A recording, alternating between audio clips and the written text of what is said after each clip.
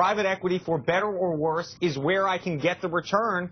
And so they're doing it. The one point I wanted to add is the one thing, and I think this speaks to where Steve is going, is the almost distasteful element, if there is one about private equity, is the sense that sometimes private equity gets paid even when there's failure. Right. And that's a result of these big, dividend recaps. I am not taking out a position here, guys, against private equity. I'm really not. And just because I'm asking questions doesn't Andrew mean... didn't come down on your side, so now you're turning tail and running. You can't. And Andrew, I am not taking out. Andrew's in LA. He's going to walk got an out there excuse. in a trench coat. Right, and he's got to be quiet. Right, he's got to be right. But Andrew, I am not taking that position. I'm simply asking. I think it's, as you said, Joe, it's neither moral nor immoral. It's the pursuit of profit. So it could be that Andrew disagree with that. Yes, I disagree with that. You think that's it? The reason I disagree with that is because there's only one system that's consistent with individual liberty. And that is I don't disagree with that either. And that makes it morally superior. Andrew, some of these, to have Brad Pitt as your wingman, that's what a lot of the viewers are writing in. I mean, that is big. That is, and now you just came to the defense of. We got to go, but Andrew probably figured out too that private equity, you may not know this, owns most of the talent agencies out there, and they own most of the modeling agencies. Correct, Andrew? I know where my bread is buttered. Yes, indeed. Yes, indeed. Absolutely. It is good that you know a lot of things, Andrew, because sooner or later, you know what, my friend, you're gonna be here with me, and we're gonna hold hands. Anyway, we'll hope to see you. We'll see you tomorrow. We'll see you later today on the show. All right. Absolutely. Comments, questions about anything you see here, email us at squawk@cnbc.com. You can also follow us on Twitter at SquawkCNBC is our handle. That's my word, handle. Up next, co-founder of Centerview Partners and former Morgan Stanley co-president Steve Crawford. We'll talk Europe and U.S. equities next. And as we head to break, take a look at Carnival cruise stock. Both will be under pressure after the accident off the Italian coast where a Carnival cruise ship slammed into the rocks. Its share priced down about 15% on the London market.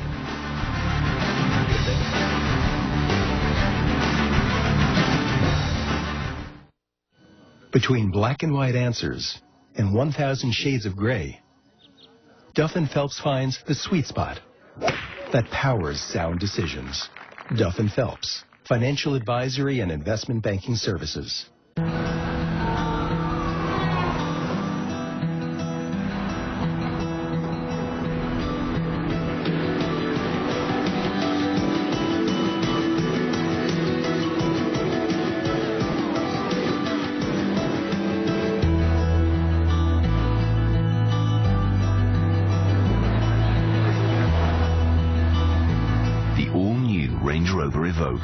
Motor Trend's 2012 Sport Utility of the Year.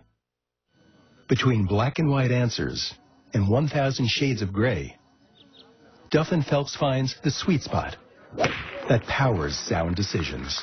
Duff & Phelps, financial advisory and investment banking services.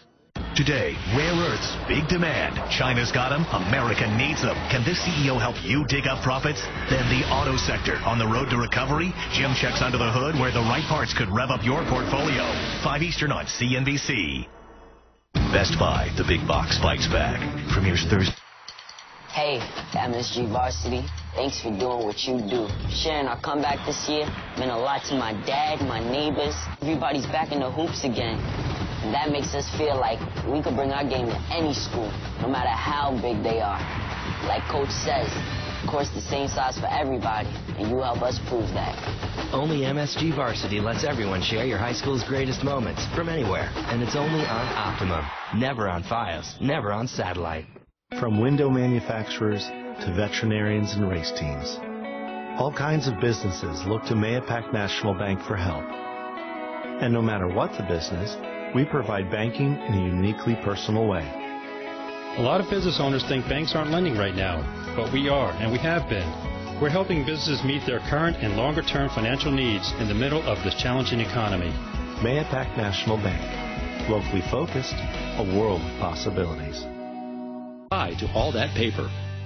Tonight, discover the essence of one of the most successful brands on earth. Then, who profited from the subprime mortgage business collapse? And the largest hacking case in U.S. history, exposed. Tonight, starting 8 Eastern on CNBC.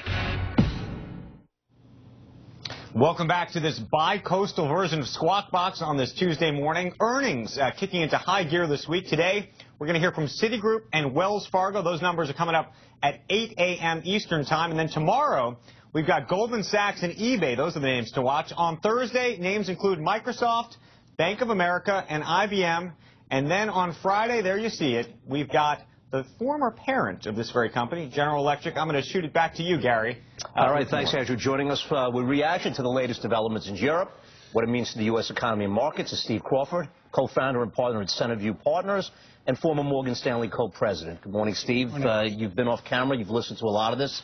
So let's just get right into this. You're advising M&A. You're advising many businesses on how to grow their businesses. What role does equity play, the way you see it, in having a vibrant, growing economy? Well, I heard a lot of the arguments in the last segment, and, it's clear that there is a source of capital provided by private equity that doesn't come from anywhere else in the country.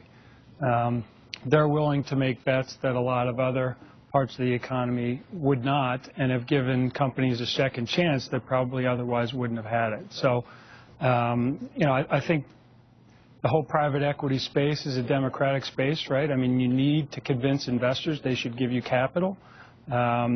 Those investors, have a say in the way that it's governed. So I think there's a lot about it that's very consistent with the principles of the country, and we'd clearly be worse off without it. Let's talk about the overall environment for deal making.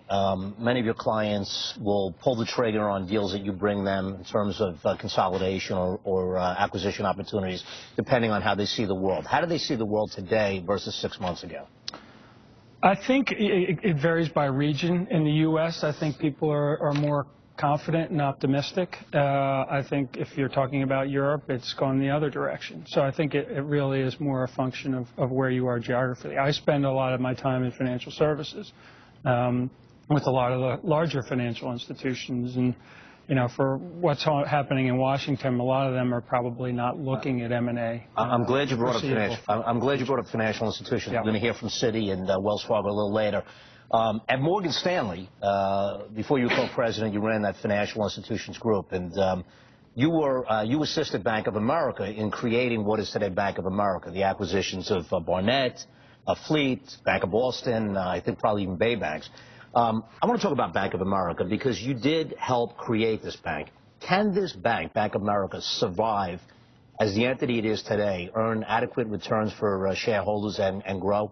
Yeah, look, I don't want to spend too much time on any one particular institution, but I think with B of A, unfortunately, the biggest issue there has been mortgages. The acquisition that really made an unfortunate turn in their future was Countrywide, and their future is largely going to be a function of how the whole mortgage market and mortgage litigation evolves. And I can't really call that, but there is clearly an extraordinary franchise there.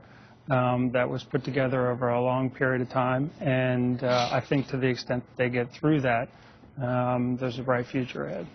Son? Hey, Gary, I got a question for...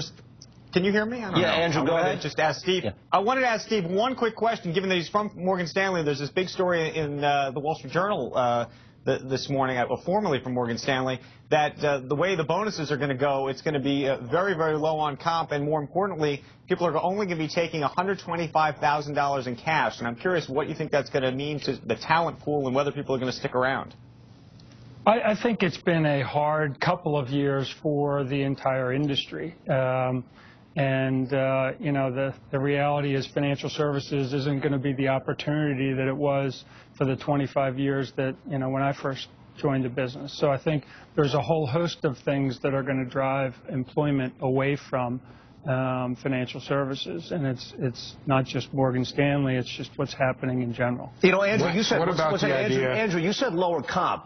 Just to make a point there, it's not necessarily lower comp.